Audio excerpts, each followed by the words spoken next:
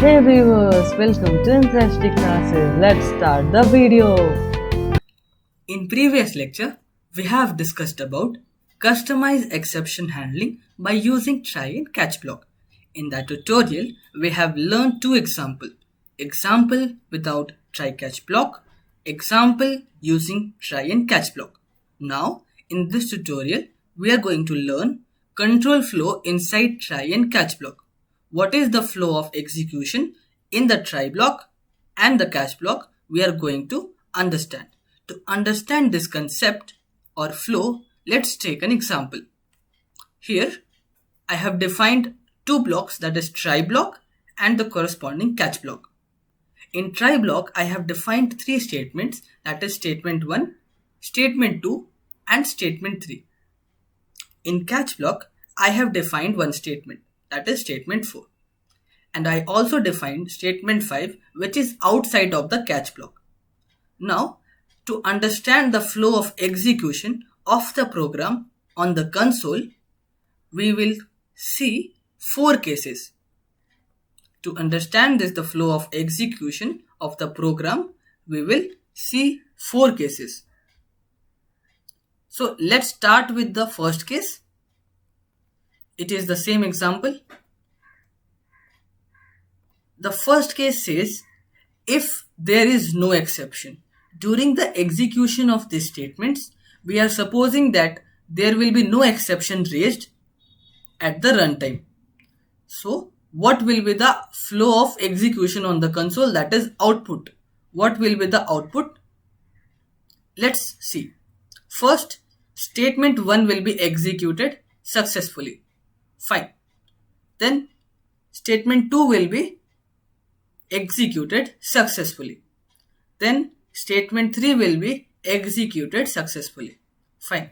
Now, as there is no exception raised during the execution of these statements, the corresponding catch block will not execute. So, statement 4 will not going to execute. The control directly come out of the try block to the outside of try block. That is, statement 5 will be executed.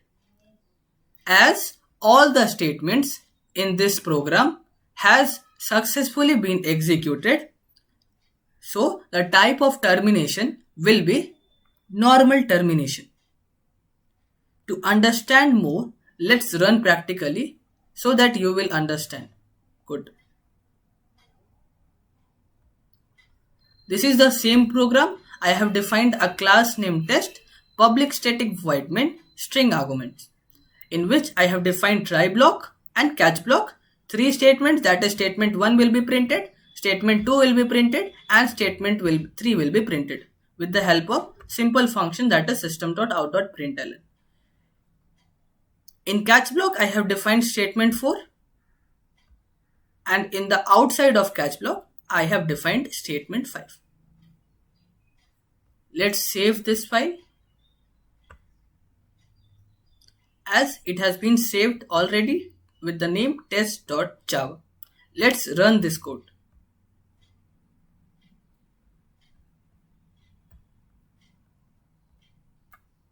cd desktop. This is the location where I have saved the file. Let's compile the code, that is javac test.java. See, it compiled fine. There is no exception.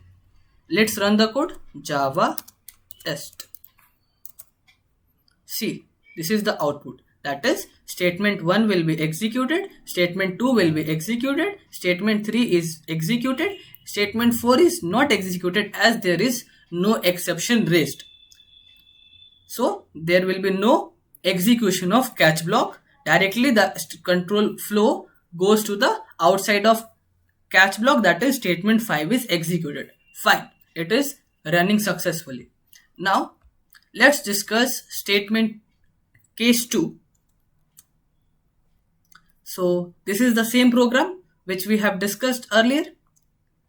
Let's see what case 2 says. If an exception raised at statement 2 and the corresponding catch block matched. suppose during the execution of these statements, I want that in statement 2, suppose an exception has been raised.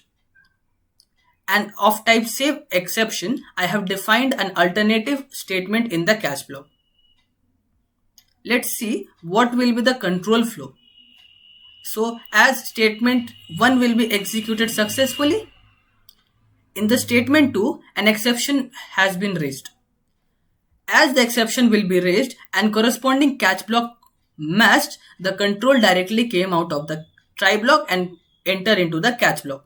Then alternative statement will be printed on the console, that is statement 4.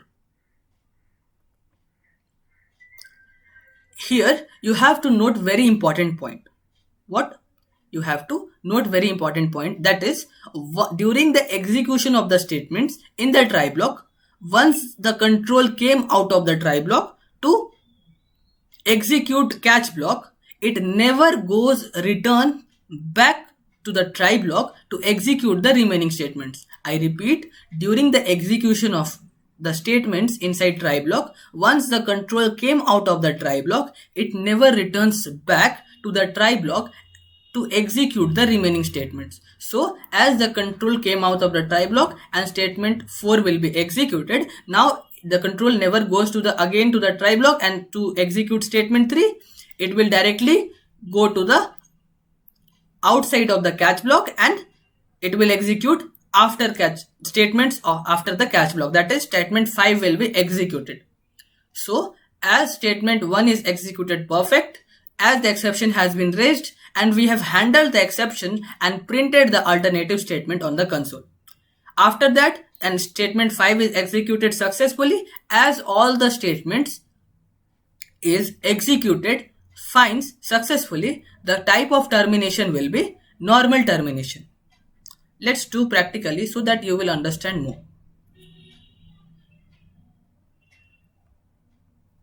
So this is the code. I want to be explicitly raised an exception. So how we can raise an exception? So let's suppose I am generating an exception of type arithmetic exception, and I have defined an alternative code in the catch block of type arithmetic exception. Fine. Arithmetic exception, as here the exception will be raised, the corresponding catch block exception type has been matched, and alternative code which is in the catch block will be printed on the console.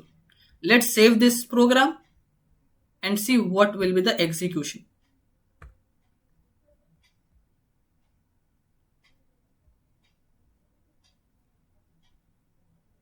CLS clear. Let's Java C test.java.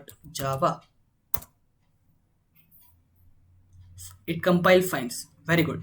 Let's run the code. Java test C. Statement 1 has been printed, statement 4 has been printed, and statement 5 has been printed.